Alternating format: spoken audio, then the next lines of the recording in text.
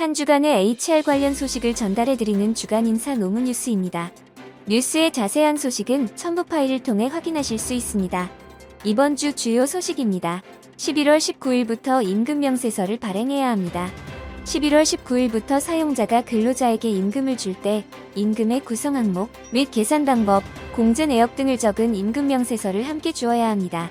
과거부터 임금의 세부 내역을 기재한 임금명세서를 주는 것이 일반적이었으나 일부 사업장에서 근로자에게 임금명세서를 주지 않거나 임금 총액만 알려주는 경우가 덜어 있기도 했습니다.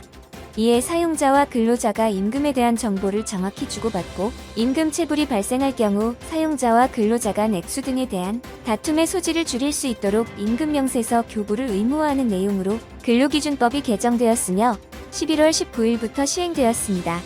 고용부에 따르면 임금명세서는 19일 이후 임금부터 적용되고 서면 또는 전자문서로 교부해야 하며 필수로 기재해야 하는 사항을 반드시 기재하도록 되어 있습니다. 이를 어길 시에는 사용자에게 500만 원 이하의 과태료가 부과됩니다. 다만 영세 사업장에서는 관련 법령 내용의 숙지가 미흡할 수 있고 임금명세서 교부를 위한 준비기간이 필요한 점 등을 고려하여 충분한 시정기한과 추가적인 시정기회를 부여하는 등 과태료 부과보다는 제도 정착에 주안점을 두고 사업장을 지도할 예정입니다. 또한 임금명세서 교부에 대한 사용자의 인사노무관리 부담을 줄여주기 위해 고용노동부 누리집을 통해 임금명세서 만들기 프로그램을 무상으로 보급해 손쉽게 전자적 형태의 임금명세서를 작성할 수 있도록 하였습니다. 임금명세서 작성례 및 작성 방법, 자주 묻는 질문 등을 상세하게 담은 설명 자료는 고용노동부 누리집을 통해 확인할 수 있으며 국번 없이 1350으로 문의하여도 상세한 안내와 상담을 받을 수 있습니다. 최연석 근로기준정책관은 이미 임금명세서를 주고 있는 기업은 기존의 임금명세서를 활용할 수 있고 영세사업장에서도 큰 부담 없이 임금명세서를 줄 수 있도록 현장의 의견을 반영하였다. 라면서 제대로 된 임금명세서가 교부될 수 있도록 사업장을 지도하는 한편 사업주의 부담을 덜어주기 위한 다양한 현장 안착 방안을 강구하여 지원하겠다. 라고 밝혔습니다.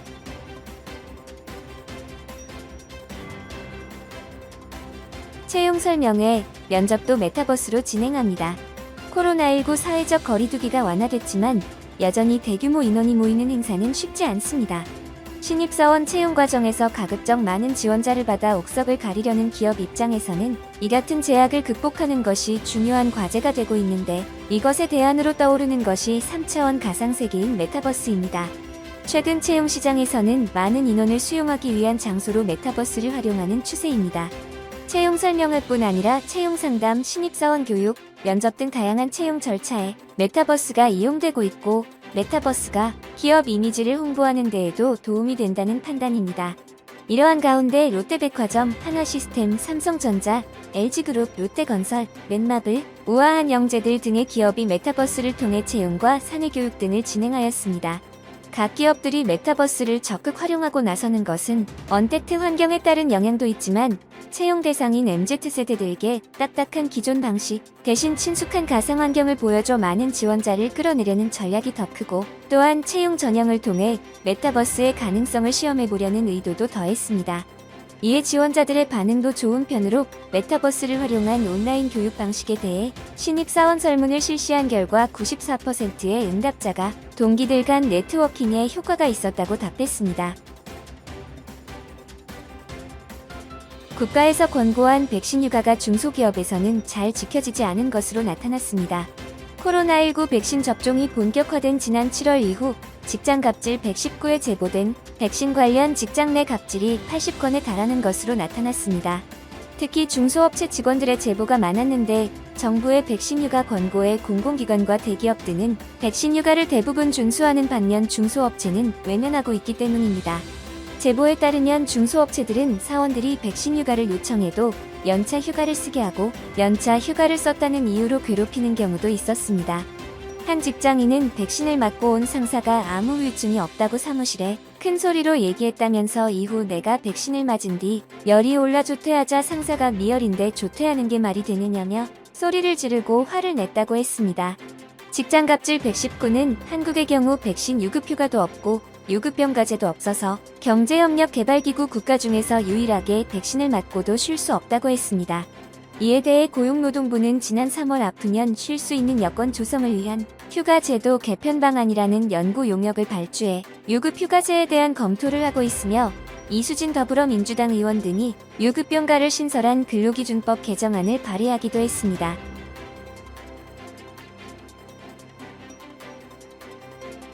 얼어붙은 취업시장 속 청년들이 느끼는 경제적 고통이 역대 최고치를 기록했습니다. 코로나19로 인한 고용환경 악화에 따라 올해 청년들이 피부로 느끼는 경제적 고통이 역대 최고치를 기록했으며 이는 전 연령대 가운데서도 가장 심각하다는 조사 결과가 나왔습니다. 전국경제인연합회 산하 한국경제연구원은 국민이 느끼는 경제적 어려움을 수치화한 경제고통지수를 재구성해 세대별 체감경제고통지수를 산출한 결과 올해 상반기 기준 15에서 29세 청년의 체감경제고통지수가 2015년 집계 이후 최고치를 기록했다고 밝혔습니다. 한경연은 올해 들어 더 심해진 고용한파가 청년 체감경제고통지수를 이끌었다고 분석했습니다. 아르바이트를 하면서 재취업을 희망하는 자, 경제활동을 하지 않지만 취업 의지가 있는 자 등 사실상 실업자를 포함한 청년 체감 실업률은 올해 상반기 25.4%로 30대에 2.2배, 40대에 2.6배에 달했습니다. 이러한 취업난이 지속되면서 창업에 눈을 돌리는 젊은 층이 늘고 있지만 청년 자영업자들의 상황도 녹록지 않은 것으로 분석되었습니다. 한경연에 따르면 20대를 제외한 모든 연령대의 폐업률이 감소하였지만 청년 개인 사업자의 폐업률은 오히려 상승하였습니다. 또한 자산 대비 부채 비율도 모든 연령을 제치고 최고치를 기록하였습니다. 추광호 한경연 경제정책실장은 청년 취업난의 코로나19 사태까지 장기화되면서 청년들의 경제적 고통이 더욱 심화되고 있다면서 기업 규제 혁파와 고용 유연성 확보 등 민간의 고용 창출 여력을 제고해 청년들이 일할 수 있는 양질의 일자리를 많이 창출해야 한다고 주장했습니다. 업무 스트레스로 극단적 선택을 하더라도 업무상 재해가 아닐 수 있다는 판결이 나왔습니다. 지난 14일 서울행정법원 제3부는 마트 계산원으로 일하다 스스로 목숨을 끊은 A씨 유족이 근로복지공단을 상대로 낸 유족급여, 민장의비 부지급 처분 취소 소송에서 원고 배소를 판결했습니다. A씨는 마트 계산원으로 일하다 2018년 스스로 목숨을 끊었습니다. A씨의 일기장에는 업무 스트레스와 가족 및 인간관계로 힘들어하는 심경이 적혀 있었습니다. 재판부는 A씨가 교통사고 이후 복직한 후 학위휴가를 허락받지 못했고 근태 관련 지적을 자주 받자 심리적으로 위축되고 적지 않은 스트레스를 받은 것으로 보인다면서도 A씨가 입원으로 규정상 연차를 모두 소진한 것으로 보이고 복직 이후 실제로 지각이 잦았던 점을 고려하면 위와 같은 사정만으로 A씨가 상사로부터 업무상 부당한 대우를 받았다고 보기 어렵다고 지적했습니다. 또한 A씨 사망 전 12주 동안 평균 근무시간이 52시간 41분이고 해당 사업장의 마트 계산원들이 4개조를 편성해 근무하면서 일주일마다 근무조 편성을 변경해온 점으로 보아 업무 과중으로 보기 어렵다고 지적했습니다. 재판부는 A씨는 부친의 사업 실패와 교제를 하고 있던 B씨에게 사금융 대출로 돈을 빌려준 것, 그리고 B씨와의 관계에 대한 것들이 오히려 극단적인 선택을 하게 된 직접적인 원인으로 보는 것이 타당하다고 판단했습니다. 다음 소식은 정부 부처, 지자체 및 공공기관의 정책 지원 관련 소식입니다. 정부는 지난 16일 국무회의에서 근로기준법 시행령, 남녀고용평등 및 가정양립지원에 관한 법률 시행령, 산업안전보건법 시행령, 개정안 및 필수업무 지정 및 종사자 보호 지원에 관한 법률 시행령, 제정안 등 고용노동부 소관 4개 법령안을 심의 및 의결했습니다. 주요 내용은 다음과 같습니다. 근로기준법 시행령 개정안은 11월 19일부터 시행되며 사용자는 근로자에게 임금을 지급하는 때에 임금의 구성 항목, 계산 방법, 공제 내역 등 대통령령으로 정하는 사항을 기재한 임금명세서를 교부해야 하며 서면 또는 전자문서법에 따른 전자문서로 교부할 수 있습니다. 남녀고용평등 및 가정양립지원에 관한 법률에서는 11월 19일부터는 임신 중인 근로자도 육아휴직을 사용할 수 있게 되고 22년 5월 19일부터는 고용상 성차별 및 직장 내 성희롱 피해자에 대한 사업주의 조치 의무 위반에 관하여 노동위원회에 구제 신청이 가능합니다. 산업안전보건법 개정안은 11월 19일부터 시행되며 특수형태 근로종사자 적용 범위 확대, 도급인 조정 의무 대상 규정, 발주자 안전보건 대장 적정성 검토를 위한 안전보건 전문가 규정, 과태료 부과 기준 상향이 되었습니다. 필수 업무 지정 및 종사자 보호 지원에 관한 법률 시행령 제정안은 11월 19일부터 시행되고 재난 발생 시 국민의 생명과 신체의 보호 및 사회기능 유지에 필수적인 업무에 종사하는 사람을 신속하게 지정하고 보호 및 지원하는 제도가 신설될 예정입니다.